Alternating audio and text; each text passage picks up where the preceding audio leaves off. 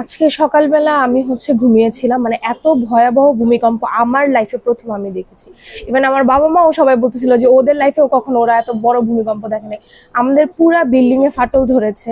Even এত বড় ঝাঁকুনি যে আমরা সবাই ঘুম থেকে উঠে প্যানিক করতেছিলাম যে আমরা কি মানে উঠতে পারবো কিনা, বেঁচে থাকবো কিনা। মানে এটা খুবই ভয়াবহ একটা অনুভূতি।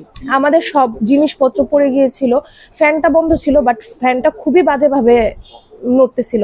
তো আমরা সবাই অনেক ভয় পেয়েছি। আমাদের ভালোই ফাটল দেখা দিয়েছে, প্রত্যেকটা রুমেই কোথাও না কোথাও ফাটল দেখা দিয়েছে। মানে উৎপত্তি স্থল নরসিংদীতে, মানে এটা আমরা কল্পনাও করতে পারছি না যে আমরা এত ভয়াবহ ভূমিকম্পের সম্মুখীন হব।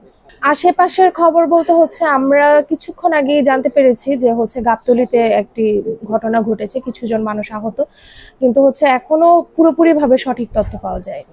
ওরা প্রচুর আতঙ্কে ছিল। সকালবেলা আমরা যখন বাসা থেকে বের হচ্ছি তখন সব মানুষ রাস্তায় ছিল, মানে ওদের মধ্যে ভয় ছিল অনেক যে ওরা বেঁচে ফিরেছে, এটা তাদের জন্য অনেক বড় কিছু, আল্লাহর নিয়ামত।